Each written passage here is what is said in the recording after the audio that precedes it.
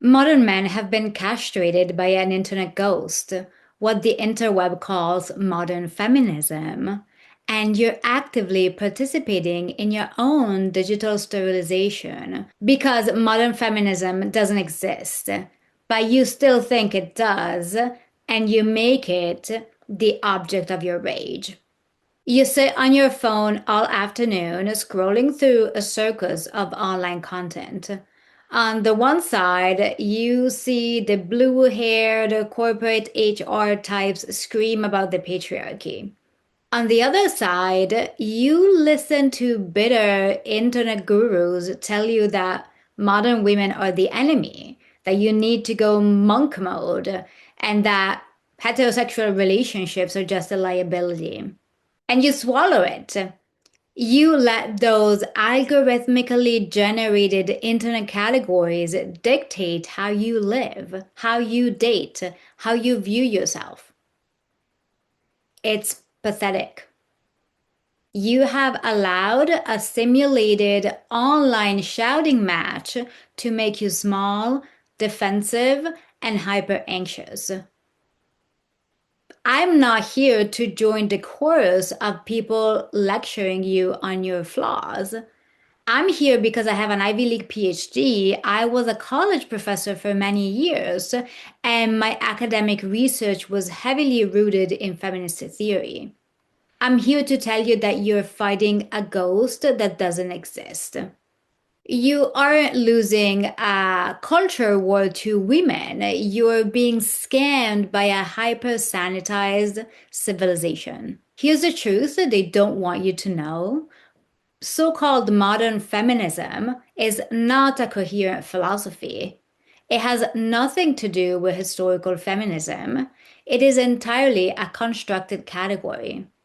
It's a fabricated, algorithmically engineered brand designed for one specific purpose, to keep you in a state of permanent reactive rage. You need to be intensely wary of anyone who throws this term around, especially the people on one side or the other who use it in incendiary, aggressive ways.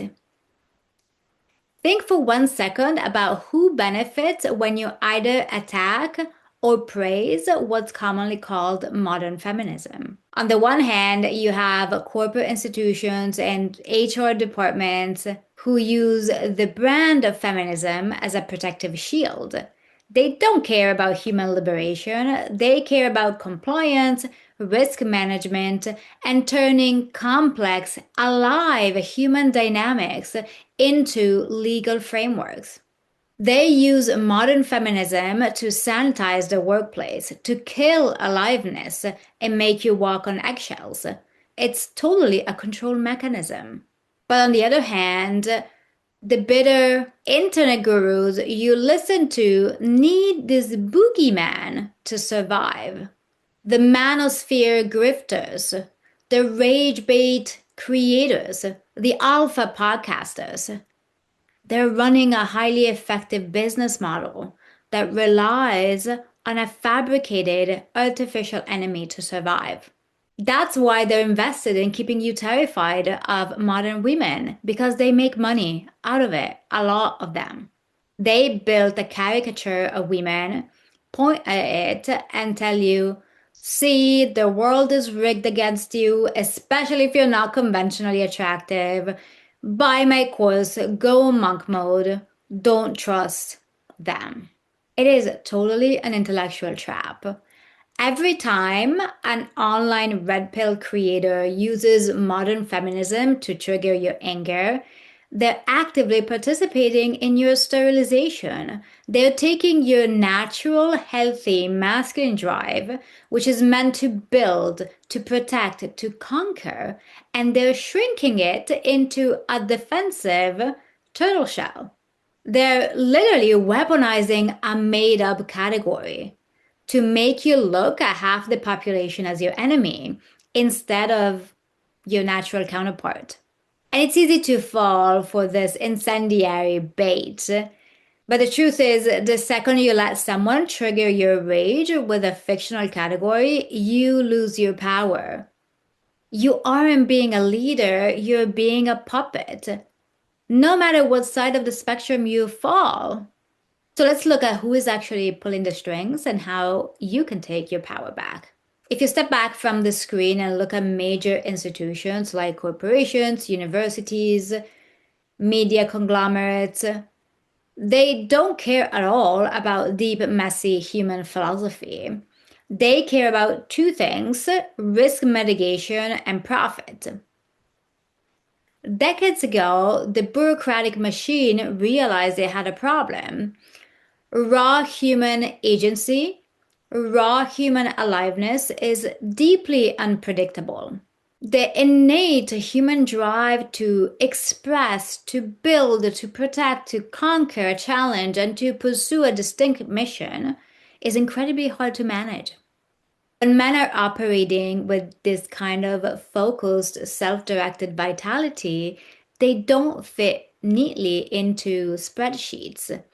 They build their own structures, they protect their own boundaries, they ask dangerous questions. And modern society does not want this level of unpredictable friction. It wants predictable, compliant, and interchangeable economic units. So, what it did, it took the language of human liberation, ran it through a corporate filter, and turned it into a cold, bloodless HR compliance manual. What the internet calls modern feminism isn't a grassroots ideology at all. It's not the root of all evil. It's a made up category. It's a corporate insurance policy dressed up in a progressive coat of paint. To understand how profound this scam is, you have to look at history. True historical feminism was fundamentally a struggle for human agency. I'm not here to debate whether it was good or bad because that's a huge question and highly, highly nuanced. But historical feminism was about breaking out of rigid, top down structural containment so that individuals could be free, so that individuals could act, build, and have a distinct voice in the world. It was ultimately a messy, high stakes, flawed battle for raw self determination. You don't have to agree with every philosophical offshoot of that movement to recognize that it was driven by a desire for actual human vitality. And now look at what the bureaucratic machine did to it. The system didn't want a movement that encouraged people to question authority or promote raw agency. The corporate apparatus took that and did what it always does. It co opted the movement, castrated it, and turned it into a product. It took a philosophy of liberation and flattened it into a series of sanitized HR buzzwords. It transformed a fight for human dignity into a compliance mechanism designed to make sure nobody says anything unexpected in a corporate board meeting. This is the ultimate bait and switch.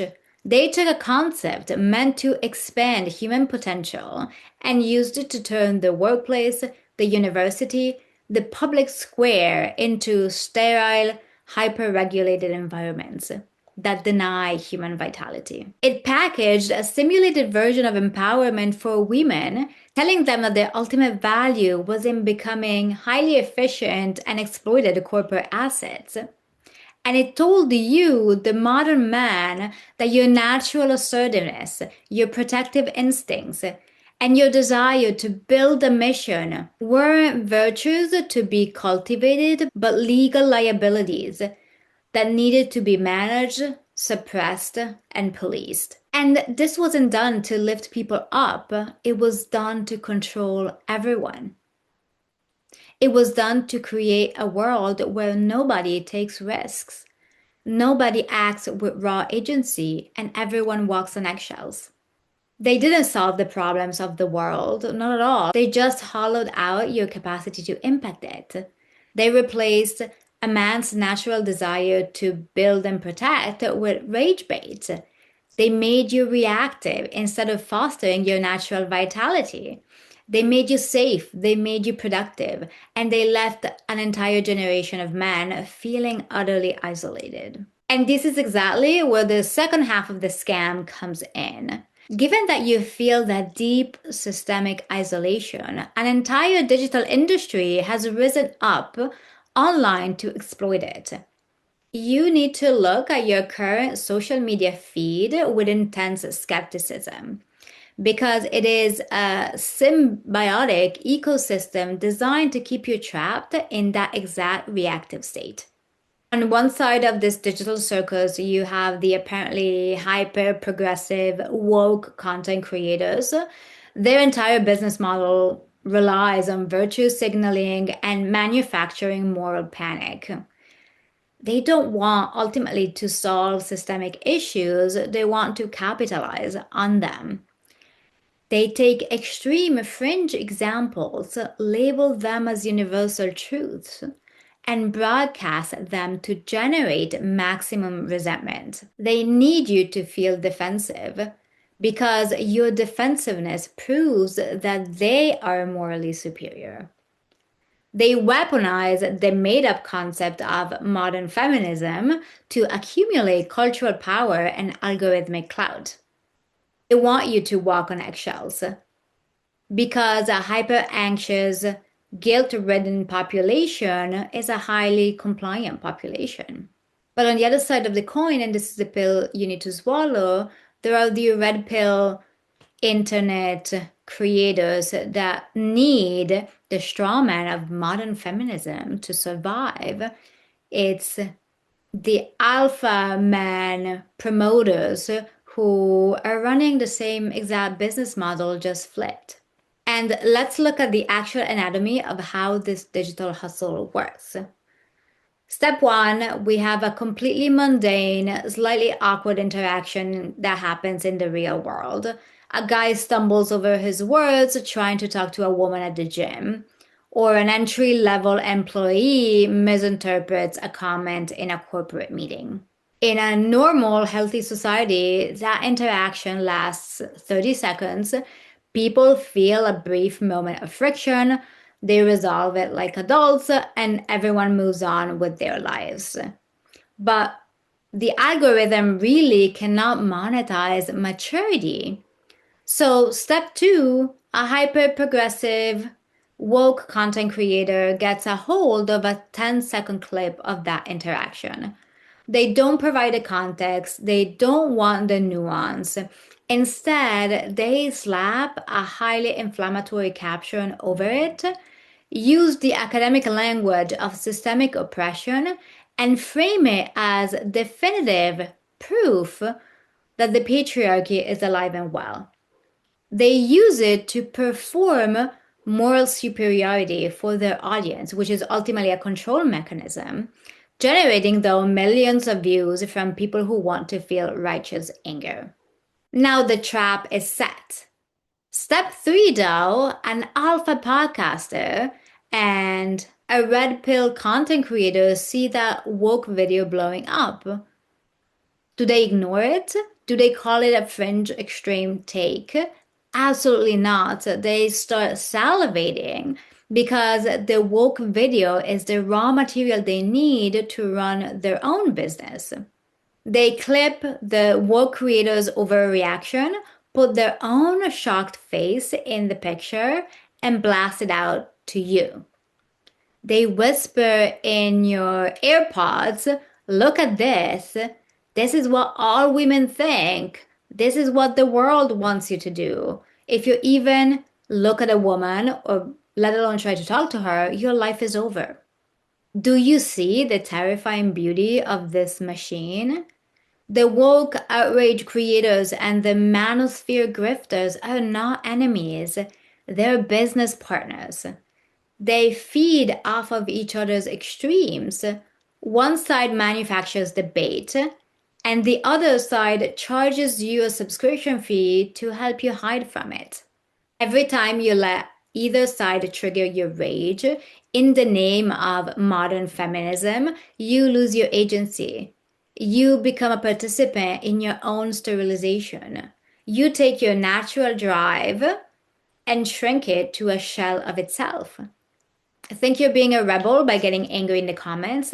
You're not a rebel, you're a puppet. You're following the script that was co-authored by the corporate HR and the internet grifters to keep you small.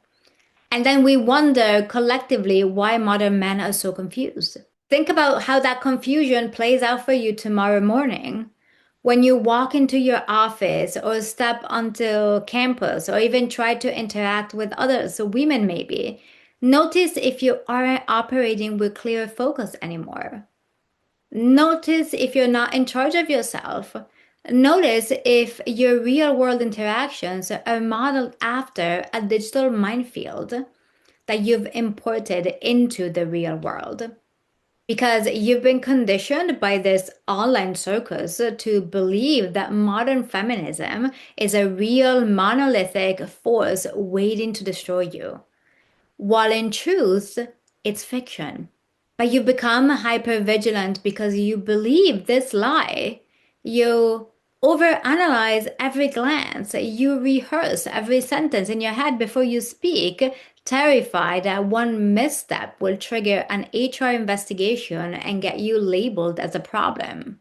You think you're being cautious, what you're actually doing is practicing a psychological self-sabotage. You have let a corporate compliance manual and a couple of angry internet videos dictate your posture. We have traded our natural presence, our natural ability to build real relationships, and our authentic confidence for a state of quiet, frozen paralysis. You want to protect your agency, but you end up giving it away entirely. You've accepted a life where you choose to stay small and defensive, and you call it safety. But human beings aren't meant to live in a defensive crouch. We were built to execute a mission, to build, to grow, to expand, what Nietzsche calls will to power. When Nietzsche wrote about the will to power, he wasn't talking about tyrannizing others or political domination. He was talking about self mastery. He was talking about the innate, undeniable human drive to exert your agency upon the world, to take the chaotic raw material of reality and shape it into something of value. It is the instinct to build a business, to master a craft, to protect a family, and to stand firmly in your own truth. And Nietzsche warned us exactly about what would happen if a civilization ignored that drive. He called it the prophecy of the last man. The last man is the ultimate product of a hyper sanitized, bureaucratic society. He's a creature who desires nothing but comfort, entertainment, and absolute safety. He takes no risks. He creates nothing of lasting value. He has no grand mission. He lives entirely in a state of passive consumption, staring at artificial spectacles, completely content to be small as long as he's entertained and fed. And just look around you. The modern internet ecosystem is a machine designed specifically to manufacture the last man at scale. The corporate structure wants you safe and compliant, so you're a predictable economic unit. The online outrage grifters want you trapped in a loop of permanent reactive rage because your attention makes them rich. Both sides are actively working together to bribe you out of your vitality. They're offering you the cheap digital comfort of the defensive turtle shell, hoping you won't notice that your capacity to act with raw agency is completely atrophied. You have to ask yourself the terrifying question: have I become the last man? Have you traded the real world pursuit of mastery and mission and heroism for the simulated dopamine hit of arguing about fictional categories on screen? Have you allowed the fear of a digital minefield to make you so hypervigilant that you voluntarily retreated from the world? If you stay in that defensive posture, the machine wins. You become exactly what the bureaucrats engineered you to be: safe, sterile, isolated, and entirely manageable. But you have a choice. The will to power means realizing that the minefield is an illusion. The corporate HR manuals, the PC police, they don't own your soul. And the red pill grifters don't own your masculinity. Imagine a reality where human beings step off the digital minefield entirely. Imagine a reality where we prioritize critical thinking. Imagine navigating our daily life driven by the instinct to create rather than the fear of being perceived. Imagine looking at the person in front of you, man or woman, not as a caricature from a screen, but as a real human being. The system wants you reactive because reactive men, reactive women are easy to manage. True rebellion isn't joining a shouting match, it's refusing to let a ghost dictate your posture. We need to turn off the simulation, reclaim our focus, and start building for real. Hey, thank you for watching. If what I'm sharing resonates with you, make sure you hit subscribe to be notified when new videos are released. And if you want to go deeper, I share longer reflections, frameworks, and updates in my newsletter. The link is below. This channel is a growing body of work about restoring aliveness in a world that quietly trains you to live at a distance from your own life.